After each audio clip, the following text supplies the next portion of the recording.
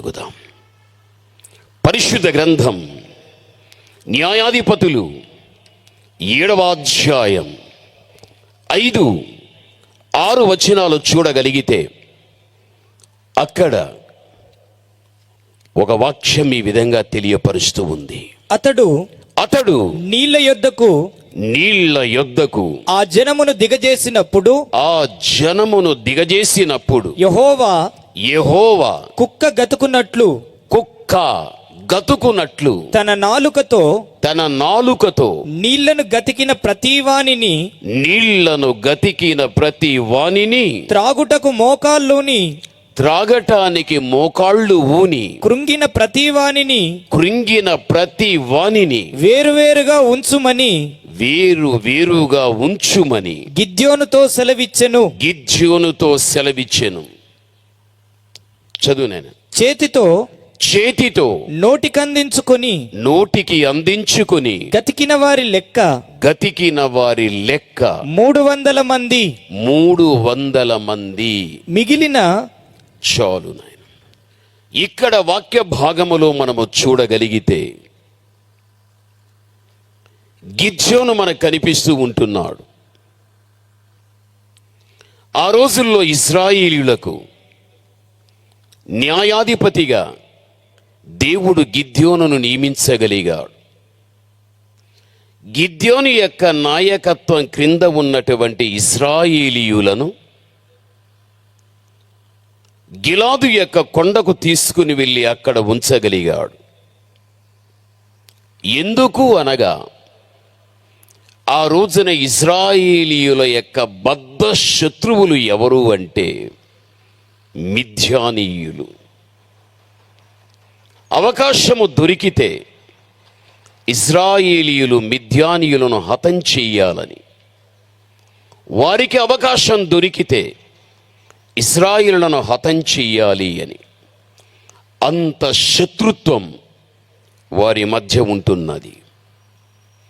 ఆ పరిస్థితులలో గిద్యోను గిలాదు యొక్క కొండ దగ్గర వారిని ఉంచి వారితో కూడా యుద్ధం చేయటానికి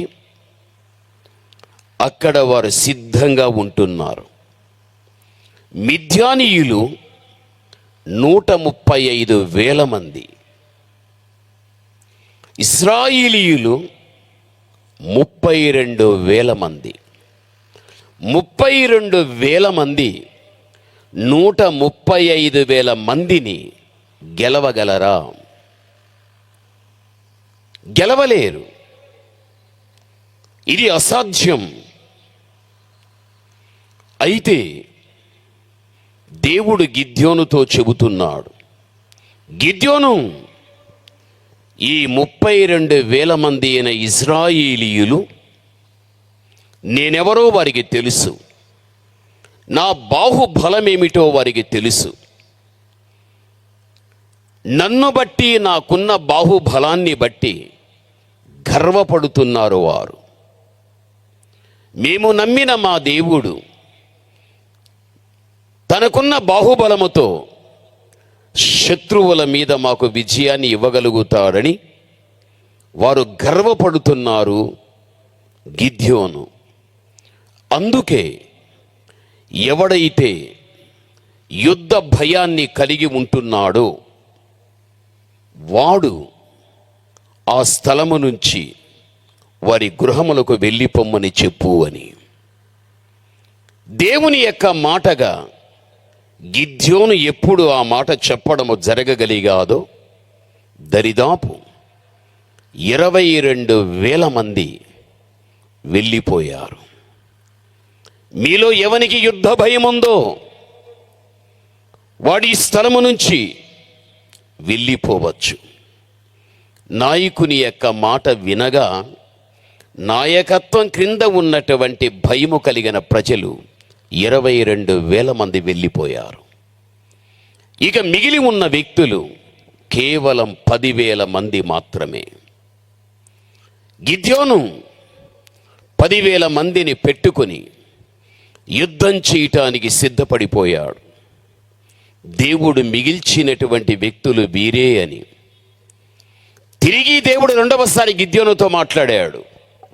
గిద్యోను, ఈ 10,000 మందితో కూడా నేను యుద్ధం ఏమాత్రము చేయించాను. నీ కంటి కనుచూపు మేరకు కనిపించే ఆ నీటి వాగు దగ్గరికి ఈ 10,000 మందిని కూడా పంపించేసేయి. ఆ నీటి వాగు దగ్గర నేను ఎవరిని ఎన్నిక చేసుకుంటానో, ఎవరిని ఎన్నిక చేసుకోకుండా వదిలిపెడుతానో అక్కడే నేను ఏర్పరచగలుగుతా. దేవుని యొక్క మాటగా గిద్యోను 10,000 మందికి చెప్పడం జరిగిపోయాది.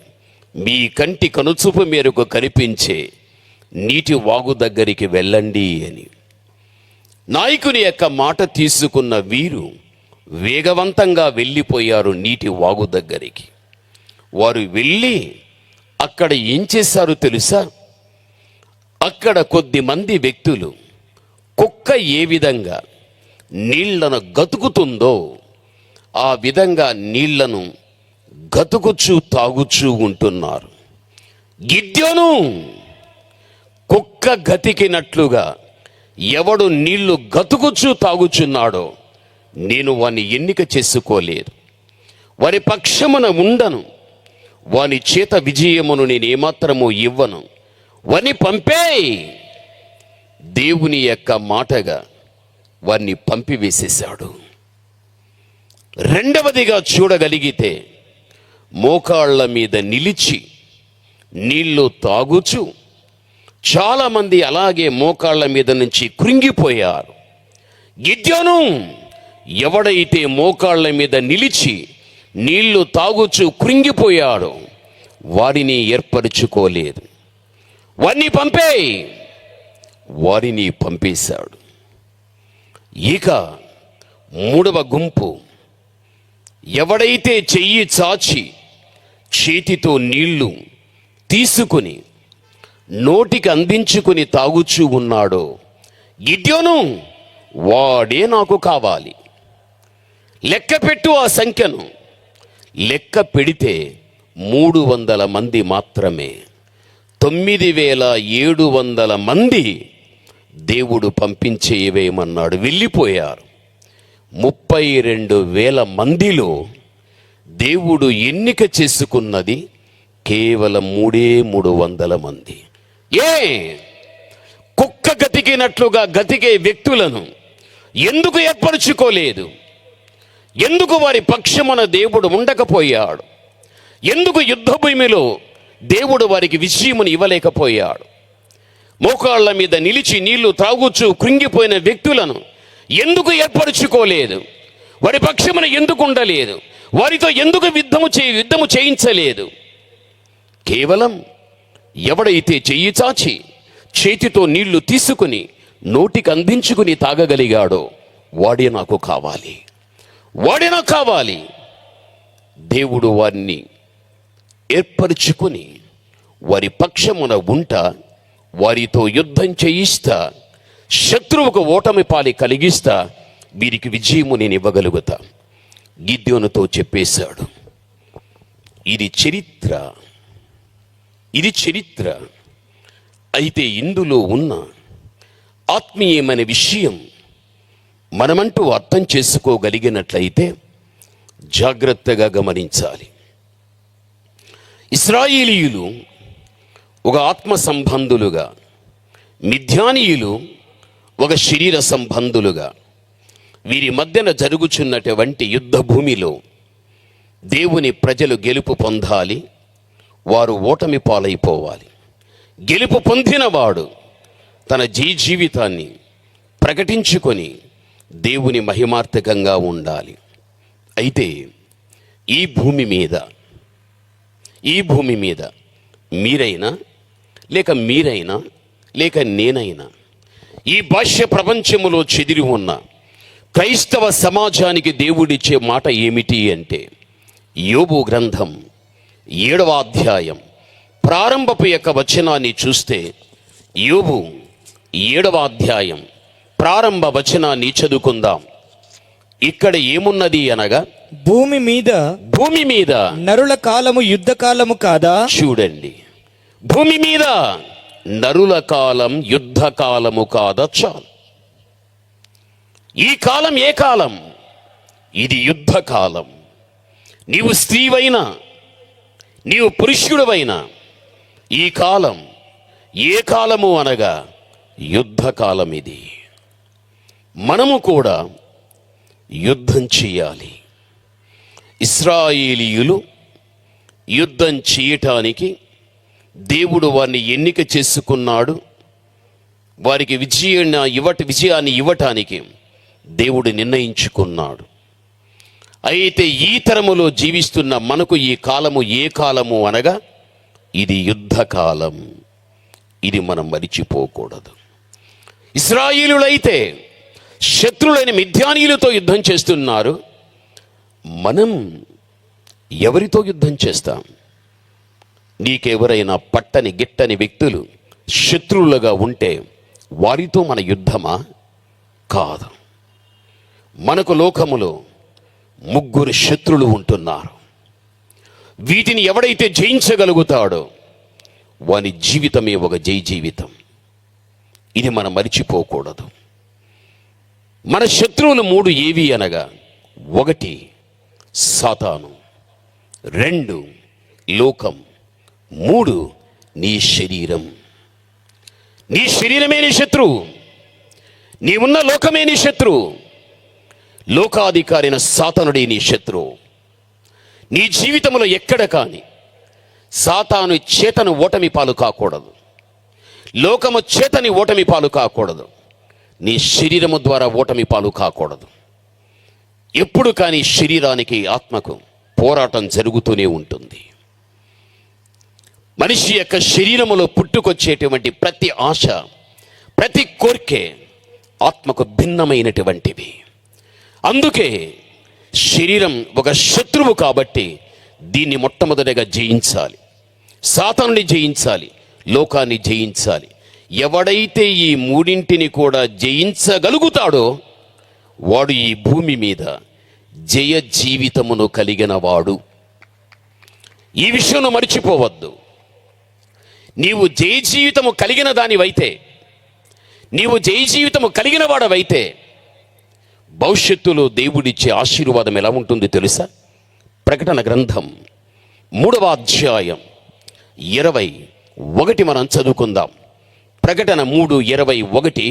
నేను జయించి నా తండ్రితో కూడా ఆయన సింహాసనమునందు కూర్చుండి ఉన్న ప్రకారం జయించు వానిని నాతో కూడా నా సింహాసనమునందు కూర్చుండనిచ్చెదను. దయచేసి చాలా జాగ్రత్తగా వినాలి. నాన్న బాబు మీరండి, ఇద్దరు. అమ్మ నీ వెనకాల ఉన్నారు చూడు, తల్లి వాళ్ళు పంపించు. రా నాయన ఇద్దరు, నువ్వు రా నాయన బాబు, నువ్వు కూడా రా, 3 రండి.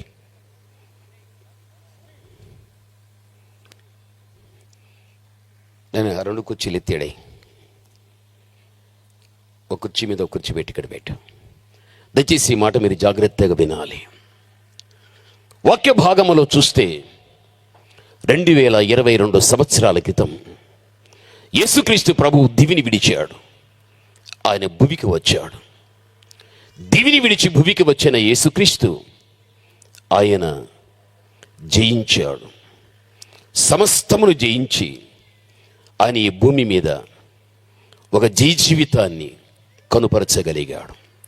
యేసుక్రీస్తు ఎక్కడ కానీ భూమి మీద ఉన్నప్పుడు లోకము చేత కానీ, సాతాను చేత కానీ, శరీర విషయంలో కానీ ఎక్కడ కానీ క్రీస్తు ఓటమి పాలు కాలేదు. అన్నిటినీ జయించేశాడు. జయించిన క్రీస్తు దానాయన జయించిన యేసుక్రీస్తు ప్రభుల వారు ఏమన్నాడు తెలుసా? నేను జయించి నా తండ్రి యొక్క సింహాసనం మీద నేను కూర్చుండి ఉన్న ప్రకారం జయించు వానిని నాతో పాటు నేనేం చేస్తాను? కూర్చుండనిత్తును. ఇప్పుడు పరిశుద్ధ గ్రంథంలో మనం చూడగలిగినట్లయితే బాగా మనం అర్థం చేసుకోవాలి. క్రీస్తు ప్రభు చెప్పిన మాట చెబుతున్నా, నేను జయించి నా తండ్రి సింహాసనము మీద కూర్చుండి ఉన్న ప్రకారము అని వ్రాయబడి ఉంది. సింహాసనం ఒక్కటే, దీని మీద తండ్రి కూర్చున్నాడు. అయితే క్రీస్తు ప్రభుల వారు లోకానికి వచ్చి జయించాడు. జయించి తండ్రి యొక్క సింహాసనము మీద తండ్రితో పాటు కూర్చున్నాడు. ఎడుగుచ్చో పైన కొంతసేపు. ఇప్పుడు మీకు అర్థమయ్యాది. బైబిల్ ఏమంది తెలుసా? ఇప్పుడు సింహాసనం ఒక్కటే, తండ్రి కూర్చున్నాడు. క్రీస్తు లోకానికి వచ్చి జయించిన నేను నా తండ్రి సింహాసనం మీద కూర్చున్నాను. నేను కూర్చున్న ప్రకారం ఎవడు ఈ భూమి మీద నాలాగా జయించగలుగుతాడో జయించిన వానిని నాతో పాటు తండ్రి సింహాసనం మీద కూర్చుండనిత్తును. నీ జీవితంలో నీకు జయ జీవితం ఉంటే, నీకు జయ జీవితం ఉంటే, జయించిన మిమ్ములను యేసుక్రీస్తు తన తండ్రి సింహాసనం మీద కూర్చున్నట్లు జయించినటువంటి నిన్ను కూడా ఆ విధంగా కూర్చోబెడతాడు కొద్దిసేపు. సింహాసనం ఒక్కటే, తండ్రి క్రీస్తు. జీ జీవితము కలిగిన నిన్ను కూడా క్రీస్తు తనతో పాటు నేనేం చేస్తాడు? కూర్చోబెట్టగలుగుతాడు. సింహాసనం ఒక్కటే, తండ్రి క్రీస్తు జయించిన నీవు, ముగ్గురు కూడా. ఒక్కసారి నువ్వు ఆలోచించుకో. భవిష్యత్తులో ఎంత ఆశీర్వాదం. కూర్చోనైనా భవిష్యత్తులో ఎంత ఆశీర్వాదం, ఎంత దీవెన దేవుడు నీకు ఇస్తున్నాడు. చరిత్ర ప్రకారంగా చూడగలిగినట్టయితే ఇశ్రాయేలీయులు మిద్యానీయులను గెలవటానికి దేవుడు ఏర్పరచుకున్నాడు వారిని. ఈరోజు కూడా అమ్మా, నీవు దేవుని చేత ఏర్పరచబడిన వ్యక్తివైతే, మీరు దేవుని చేత ఏర్పరచబడిన వ్యక్తులైతే, మీ పక్షాన ఉంటాడు, యుద్ధాన్ని చేయిస్తాడు, మీకు విజయాన్ని ఇస్తాడు. జయించిన మీరు, జయించి క్రీస్తు తండ్రితో అలా కూర్చున్నాడో, జయించిన మిమ్మును కూడా తండ్రి సింహాసనము మీద తనతో పాటు కూర్చోబెట్టగలుగుతాడు. ఇది భవిష్యత్తు ఆశీర్వాదం. ఇది ఎంత గొప్ప ధన్యత కదా, ఎంత గొప్ప ధన్యత. తండ్రి క్రీస్తు నువ్వు కూర్చున్నారంటే అది నిజంగా ఎంత ఆశీర్వాదకరమైన విషయం అది. అయితే లోకములో ఉన్న నిన్ను దేవుడు ఏర్పరచుకోవాలి. అప్పుడే నీ పక్షాన యుద్ధం చేస్తాడు, విజయం ఇస్తాడు. బైబిల్ గ్రంథంలో చూస్తే ఏర్పరచుకున్న వారు ఎవరు అంటే, చెయ్యి చాచి చేతితో నీళ్లు తీసి నోటికి అందించుకున్న వారిని మాత్రమే ఏర్పరచుకున్నాడు. కుక్క గతికినట్లు గతికిన వారిని ఎందుకు ఏర్పరచుకోలేదు? మోకాళ్ళ మీద నిలిచి అలా కృంగిపోయిన వారిని ఎందుకు ఏర్పరచుకోలేదు? వారిని ఏర్పరచుకోడు. అసలుకు వీరెవరు, వారెవరు? చూడండి, మీ ఇంటిలో పెంపుడు కుక్క ఉంటే, లేకపోతే ఇతర కుక్కలు మీరు చూడండి, అవి నీరు తాగేటప్పుడు తమ నోటిలోని నాలుక బయట పెట్టి నాలుకతో నీటిని తీసుకుంటాయి. నాలుకతో నీటిని తీసుకున్న తర్వాత ఎంత నీటిని నాలుకతో తీసుకుంటుందో అంత నీటిని కుక్క తన కడుపుకు పోనివ్వదు. కొంత విడిచేస్తుంది, కొంత మాత్రమే కడుపుకు పోనిస్తుంది. అది కుక్క గతికే జీవితం. అది ఆ మీదట ఎప్పుడైనా నాలుగుతో కుక్క గతికేటప్పుడు నీవు చూడు, కొంత వదులుతుంది, కొంత పోనిస్తుంది. అది కుక్క గతికే జీవితం. అది ఈరోజు అనేక మంది జీవితాలు కుక్క గతికే జీవితం ఉంది. కాబట్టే అలాంటి వారిని దేవుడు ఏర్పరచుకోడు, వారి పక్షమున ఉండడు, వారి చేత యుద్ధమును చేయించడు, వారికి ఎక్కడ కానీ జయ జీవితం రాదు. వారి జీవితం అంతా ఓటమి పాలే. ఓటమి పాలైతే పరలోకము లేదు, సింహాసనము లేదు, తండ్రి లేడు, క్రీస్తు లేడు, వారితో కూర్చునేటువంటి ధన్యత నీకు లేదు. ఇంత బ్రతుకు బ్రతికి ఆ జీవితమే మనకు లేకపోతే మనలను మనము ఎంత మోసపరుచుకుంటున్నామో ఒక్కసారిగా నీవు పరీక్షించుకో. క్రైస్తవ్య జీవితం అనేది ఏదో దరిలో ఉండే జీవితం కాదు. క్రైస్తవ జీవితం అనేది లోతైన అనుభవం. దైవ వాక్యములో దాగి ఉన్న పరమార్థికమైన సత్యములను పరిశుద్ధాత్మ దేవుడు మన అంతరంగానికి అందించేటప్పుడు దానికి అనుగుణ్యంగా జీవించినప్పుడు అప్పుడు నీ జీవితం ఒక లోతైన అనుభవంలో సాగిపోతున్నది. అప్పుడు నీ ఒక పరిపూర్ణురాలు కావటానికి అవకాశం అనేది ఉండగలుగుతుంది. కుక్కగతికని జీవితం మీకు అర్థమయ్యాది. కొంత విడుస్తుంది, కొంత పోనిస్తుంది. ఇప్పుడు మీరు అర్థం చేసుకోవాలి. మనలో ఉన్న నాలుక ఉంటేనే నోట నుండి మాట అనేది వెలువడుతుంది. నాలుక లేకపోతే మన నోట నుండి మాట వెలువడదు. అంటే దాని అర్థం ఈ నాలుకతో ఏదైతే దేవునికి మనం చెబుతామో ఆ చెప్పేది కొంత చేస్తాం, కొంత విడిచేస్తాం. ఈ జీవితం కలిగిన వాడు కుక్క జీవితం కలిగిన వాడు. కుక్క నాలుకతో నీళ్లు తీసి ఎలా కొంత విడిచి కొంత పోనిస్తూ ఉందో, ఈ నాలుకతో మనుష్యుడు దేవునికి ఏదైతే ప్రమాణమైన, లేకపోతే మొక్కుబడి అయినా, లేకపోతే దేవుని దగ్గర తీర్మానించుకోవడమైనా, దేవుని దగ్గర ఈ నాలుకతో ఏదైతే మాట ఇస్తున్నాడో తానిచ్చినటువంటి మాట కొంత జరిగించి, ఎవడు కొంత జరిగించకుండా ఉండగలుగుతాడో వాడు కుక్కగతికిన జీవితం కలిగిన వాడు. అలాంటి వ్యక్తిని దేవుడు ఏర్పరచుకోడు, వాని పక్షమున ఉండడు, వాని దగ్గర దేవుడు పని చేయించడు. వాని జీవితం ఎక్కడ కానీ జై జీవితముగా ఉండదు. ఎప్పుడైనా, ఎన్నడైనా, ఎక్కడైనా, ఎవరి మధ్య అయినా నీ నాలుకతో దేవునికి మాట ఇచ్చిన రోజులు ఉన్నాయా?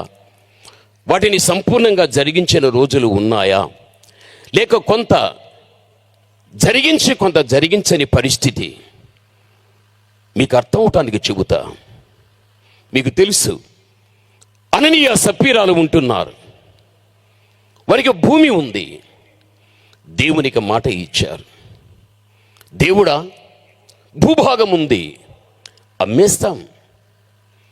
ఎంతైతే మాకు డబ్బు రూపకంగా చేతికి వస్తుందో మీ సేవార్థమై మీకే దాన్ని ఇచ్చేస్తాం. దేవునికి నాలుకతో మాట ఇచ్చారు, అమ్మడం జరిగిపోయాది. 1,00,000 రూపాయలు వచ్చింది అనుకోగాక 50,000 రూపాయలు ఇంట్లో దాచేశారు. 50,000 రూపాయలు అపోస్తలుల పాదాల దగ్గర పెట్టి ఇది దేవార్పితముని ఇచ్చేశారు. పేతురు అన్నాడు, అననీయ, నీకున్న ఈ భూభాగం ఇంతకే నీవు అమ్మావా? ఇంతకే అమ్మానండి. చూడు, అబద్ధమాడాడు. ఎందుకు పరిశుద్ధాత్మని మోసపరుస్తున్నావు? ప్రాణం అక్కడే విడిచాడు. భర్త ఏ మాట చెప్పాడో భార్య అదే మాట చెప్పింది. నీ భర్తను భూస్థాపన చేసి వచ్చారో వారు ఇంకా అక్కడే ఉన్నారు. అక్కడికే వెళ్ళిపో. ప్రాణం విడిచేశాది. ఏ నాలుకతో ఏది దేవుని దగ్గర చెప్పుకున్నారో, ఎంత అమ్ముడు పోతుందో, ఎంత చేతికొస్తుందో, దేవా అది దేవార్పితం నీకిచ్చేస్తున్నాం. నాలుకతో చెప్పిన మాటకు న్యాయం చేయాలి. వారు చెప్పారు, కొంత జరిగించారు, కొంత జరిగించలేదు. ఇది కుక్కగతికిన జీవితం కాదా? ఇది కుక్కగతికిన జీవితం కాదా? మన పూర్వ దినాల నుంచి ఇప్పటి వరకు కూడా, దేవా నన్ను ఆశీర్వదిస్తే, నాకు మేలు చేస్తే, నాకు ఈ సహాయం చేస్తే, నాకు ఈ స్వస్థత ఇస్తే, నాకు ఈ అద్భుతం చేస్తే, ఈ ఆశ్చర్యకరమైన కార్యం నా జీవితంలో చేస్తే, నా పిల్లల్లో నీవు వారిని పాస్ చేస్తే, వివాహం చేస్తే, వారి గర్భఫలం ఇస్తే, దేవా ఆ మీదట నేను నీకు ఇది చేస్తాను తండ్రి, నేను ఇది చెల్లిస్తా ప్రభువా. దేవుడు నమ్మకమైన వాడు. నువ్వేది అడగగోరితివో నమ్మకమైన దేవుడు నువ్వు అడిగింది ఇచ్చేస్తాడు. అడిగినది ఇచ్చిన తర్వాత అడగక మునుపు నీవు పొందుకున్న తర్వాత నువ్వేం చేస్తావన్నావో అది అనేక మంది వ్యక్తులు చేయలేక కొంత చేసి కొంత చేయకపోవడం వారి జీవితం కుక్కగతికే జీవితం. వారు నాకొద్దు, పంపాయి, వారి పక్షమున ఉండను నేను. వారికి అప్పగించబడే ఏ పనిలో కూడా వారికి న్యాయం చేయను నేను. దేవుడు ఎన్నిక చేసుకోడు. అమ్మా, అయ్యా, ఎప్పుడైనా నీ జీవితంలో నీ పూర్వ దినముల నుండి ఇప్పటి వరకు కూడా నీ వ్యక్తిగత జీవితంలో నీ భర్త విషయంలో కానీ, నీ భార్య విషయంలో కానీ, నీ పిల్లల విషయంలో కానీ, ఎప్పుడైనా కానీ దేవా నీవు నాకు ఈ సహాయం చేస్తే నేను పొందుకున్న తర్వాత నేను మాట ఇస్తున్నా నా నాలుకతో అది నేను చేస్తానని ఎప్పుడైనా చెప్పుకొని సహాయాన్ని పొందుకున్న తర్వాత దాంట్లో సంపూర్ణంగా దేవునికి చెప్పింది చేసేసావా? లేక కొంత చేసి నువ్వు కొంత చేయలేని పరిస్థితుల్లో ఉండగలిగావా? అది కుక్కగతిగని జీవితం అనే మాట మరిచిపోవద్దు. ఆ జీవితం మనకు ఉండకూడదు.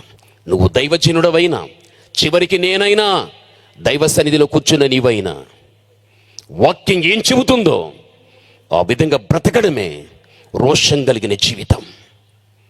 ప్రభునందు ప్రియమైన వాళ్ళరా, మరి జీవితంలో ఎప్పుడైనా అలాగా మాట ఇచ్చి తప్పిపోయామా? ఆ జీవితం ఆశీర్వాదకరంగా ఉండదు. బైబిల్లో ఒక వ్యక్తి మాట ఇచ్చాడు. మాట ఇచ్చి నెరవేర్చని కారణాన్ని బట్టి ఆ వ్యక్తి జీవితంలో ఏం జరిగింది తెలుసా? చదువుకుందాం. పరిశుద్ధ గ్రంథం ఆదికాండం 28వ అధ్యాయం 22 వచనాలు చదువుకుందాం. ఆదికాండం 28:20 వచనం చదువుకుందాం. నేను తిరిగి నా తండ్రి ఇంటికి క్షేమముగా వచ్చునట్లు నేను క్షేమముగా వచ్చునట్లు దేవుడు నాకు తోడయ్యుండి నేను వెళ్ళుచున్న ఈ మార్గములలో నన్ను కాపాడి తినటానికి ఆహారం ధరించుకొనుటకు ధరించటానికి వస్త్రం నాకు దయచేసిన ఎడల యెహోవా నాకు దేవుడయ్యుండును మరియు స్తంభముగా నేను నిలిపిన ఈ రాయి దేవుని మందిరమగును మరియు నీవు నాకిచ్చు యావత్తులో, ఈ మాట మీరందరూ వినాలి, నీవు నాకిచ్చు యావత్తులో 10వ వంతు నిశ్చయముగా నీకు చెల్లించదనని మొక్కుకోగలిగాడు. ఈ నాలుకతో మాట ఇచ్చేశాడు. ఎక్కడ యాకోబు కనిపిస్తున్నాడు? బేర్షెబా నుండి హారానుకు ప్రయాణమై వెళ్ళిపోతూ ఉన్నాడు. సాగే ప్రయాణం ఆగిపోయాది. ఏం కారణం? ప్రకృతిలో చీకటి ఆవరించిన తర్వాత ప్రయాణం ఆగిపోయాది. అక్కడ తాను దైవ సన్నిధానంలో ఆ రాత్రంతా విరామాన్ని పొందుకొని ఉదయకాల సమయములో దేవునికి ప్రార్థన చేశాడు. యెహోవా, నేను పద్దనరాము వెళ్ళిపోతూ ఉన్నా, ఒంటరిగా వెళుతున్నా, మళ్ళీ నా తిరుగు ప్రయాణం ఎప్పుడో నాకు తెలియదు.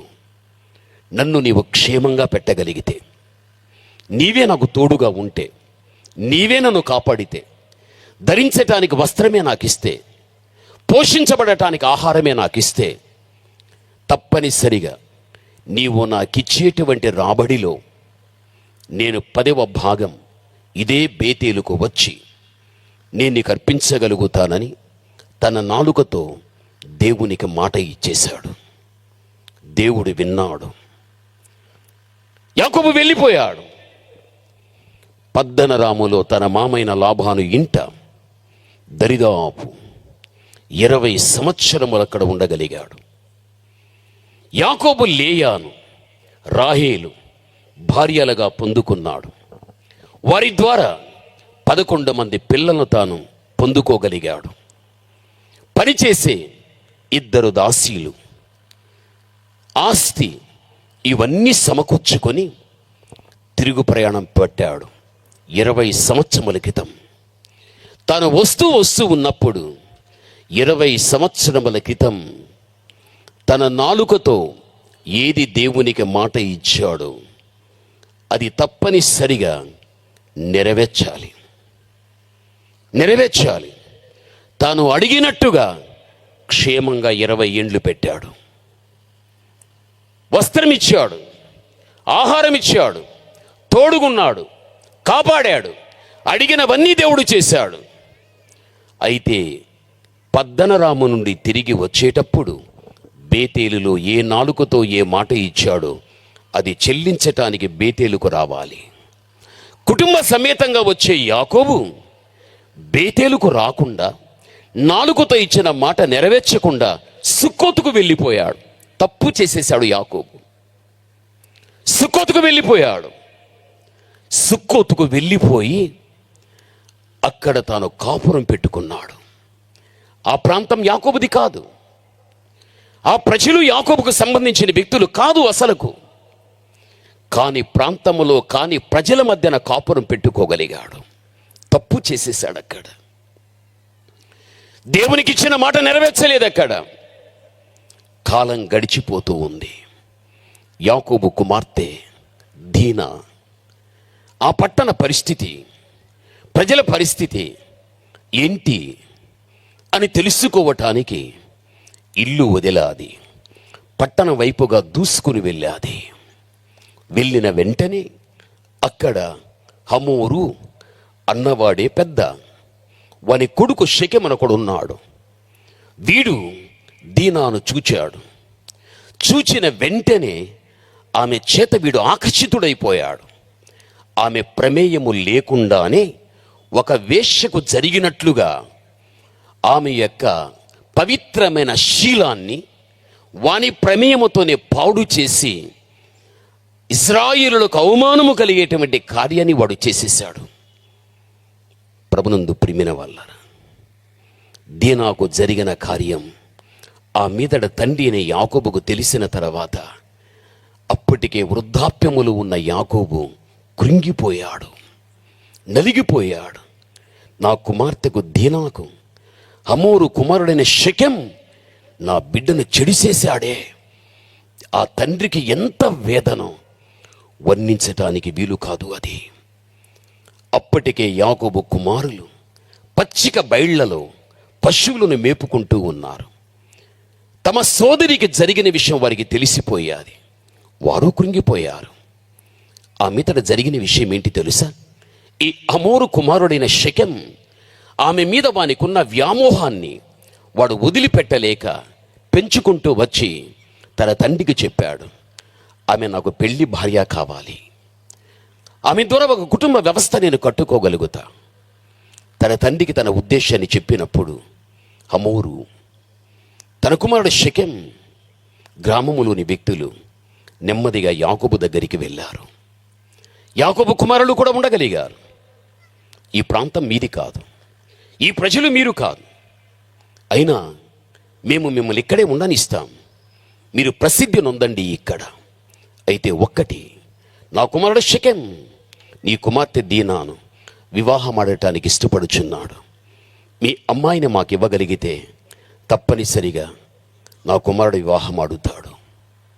ఎప్పుడైతే హమోరు షెకెము విషయమై మాట్లాడడం జరిగిపోయాదో వెంటనే యాకోబు యొక్క కుమారులు చాలా తెలివిగా మాట్లాడారు. మంచిదే, మాకంటూ ఒక క్రమం ఉంది. అది ఏమిటి అంటే, సుక్కోతు యొక్క ప్రాంతములో మగవారు ఎవరైతే ఉంటున్నారో వారందరూ కూడా సున్నతి చేయించుకోవాలి. ఇది మా యొక్క ఆచారం. ఇది అప్పుడే మా బిడ్డను మీకు ఇవ్వటానికి, మీరు తీసుకోవటానికి అవకాశం ఉంటుంది అని ఈ మాటలు చెప్పినప్పుడు దీనా మీద వారికి ఉన్న ప్రేమ కొలది వారు ఏం చేశారు అంటే, వారు ఏది చెప్పినా చేయటానికి వారు సిద్ధమైపోయారు. తప్పనిసరిగా మేము సున్నతి చేయించుకుంటాం. సుక్కోతు ప్రాంతంలో ఉన్నటువంటి ప్రతి ఒక్క మగవాడు కూడా సున్నతి చేయించుకున్నారు. సున్నతి చేయించుకున్న తర్వాత ఆ సున్నతి వలన వారు బాధపడుచు ఉన్న సందర్భములో యాకోబు యొక్క కుమారులలో ఇద్దరు, షిమ్యోను, లేవి, వరలో ఖడ్గములు ధరించుకుని సున్నతి చేత బాధపడుతున్న వ్యక్తుల దగ్గరికి వెళ్ళి ఒక్కొక్కరిని చంపేశారు. సుక్కోతు ప్రాంతంలో ఉన్న ఒక్కొక్క వ్యక్తిని చంపేశారు. వెంటనే యాకోబుకు తెలిసి వచ్చింది, నా కుమారుడు షిమ్యోను, లేవి సుక్కోతులో ఉన్న మగవారందరిని కూడా చంపేసి నా బిడ్డలు నరహంతకులైపోయారా? నా కుమార్తె దీనాకు వేశ్యకు జరిగినట్లు జరిగిపోయాదే. నా కుమారులు మనుష్యులను చంపి నరహంతకులైపోయారే. దీనా విషయములని కుప్పకూలిపోయిన యాకోబు తన కుమారులు మనుష్యులను చంపి నరహంతకులైపోయారని ఇంకా తన భూమి మట్టం వరకు కూడా అలాగ కృంగిపోయాడు. ఎంత వేదన, ఎంత బాధ! ఇంత పరిస్థితి యాకోబు కుటుంబంలో జరగటానికి కారణం ఏమిటి? 20 సంవత్సరముల క్రితం బేతేలు దగ్గర తన నాలుకతో దేవుని దగ్గర చెప్పుకున్నది ఏమిటి అంటే, క్షేమంగా ఉంచితే, కాపాడితే, తోడుగా ఉంటే, వస్త్రం ఇస్తే, ఆహారం ఇస్తే, నా తిరుగు ప్రయాణములు ఇదే స్థలానికి వచ్చి నా నాలుకతో ఏది చెప్పగలిగానో దాన్ని నేను పూర్తిగా ఇక్కడ చెల్లించగలుగుతానని చెప్పిన యాకోబు ఆ మాటను తప్పిపోయాడు. ఆ ఒక్క కారణాన్ని బట్టి తన కుమార్తె ఏమైపోయాది? నాలుకతో దేవునికి ఇచ్చిన మాట నెరవేర్చని కారణాన్ని బట్టి ఏమయ్యాది యాకోబు కుటుంబం? జీవితంలో ఎప్పుడైనా ఎన్నడైనా దేవుని సహాయం కావాలని మోకాళ్ళు నేల మీద వేసిని వడిగినప్పుడు నమ్మకమైన దేవుడు నీకు ఇవ్వలేదా? పొందలేదా నీవు? దేవుని సహాయం, ఆశీర్వాదం, మేలు పొందుకున్న తర్వాత, పొందటానికి ముందు ఈ నాలుగుతో ఏ మాట అయితే ఇవ్వగలిగితేవో పొందుకున్న తర్వాత ఆ మాట కొంత జరిగించి, కొంత జరిగించకుండా, లేక పూర్తిగా జరిగించకుండానే ఉండిపోయావా? కుటుంబ వ్యవస్థకు ఆశీర్వాదం ఉండదు, దీవెన ఉండదు. బైబిల్ చెబుతూ ఉంది, దేవుడు వారిని ఏర్పరచుకోడు, వారి పక్షమున ఉండడు, వారితో దేవుడు యుద్ధం చేయనివ్వడు, వారికి విజయం రాదు. తండ్రి సింహాసనం మీద ఉన్న క్రీస్తుతో కూర్చోలేరు. ఎంత నష్టం, ఎంత కష్టం, ఎంత దుర్భర పరిస్థితి! జీవితం ఎప్పుడు కూడా ఆ విధంగా ఉండకూడదు. దేవుడు ఏం చేశాడు తెలుసా? యాకోబు యొక్క జీవితంలో కుమారులు నరహంతకులు వేశ్యకు జరిగినట్లు దీనాకు జరిగిపోయాది.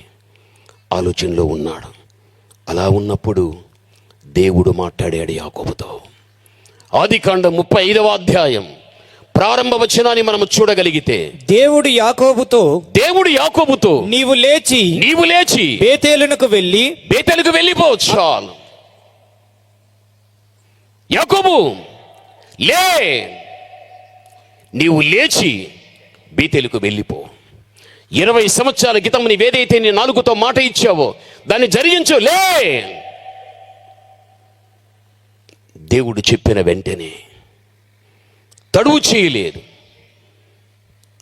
చేయలేదు, వెళ్ళి తన నాలుకతో దేవునికిచ్చిన మాట ఆ మీదట తాను నెరవేర్చగలిగాడు. ప్రభునందు ప్రియమైనటువంటి వాళ్ళరా, నువ్వు దేవుని కుమార్తెవు, నువ్వు దేవుని కుమారుడవు. నీ జీవితంలో దేవుని దగ్గర నువ్వు మాట ఇచ్చి కొంత జరిగించి కొంత జరిగించక, లేక ఇచ్చిన మాటే జరిగించకుండా ఉన్నావా? నీది కుక్క గతికని జీవితం. ఈ కుక్క గతికని జీవితం దేవుడు ఏమాత్రం కూడా ఎన్నిక చేసుకోడు. ఇది జీవితంలో మరిచిపోవద్దు. చెప్పబడే ఈ మాట ఏదో ఆషామాషాగా తీసుకొని అలా వెళ్ళిపోవద్దు. చెప్పబడిన మాటను బట్టి తప్పనేది తెలిసి వస్తే దేవుని దగ్గర క్షమాపణ కోరుకొని ఒక సరైన వాక్యపు యొక్క క్రమములోనికి రావడం ఎంతైనా జీవితానికి మంచిది.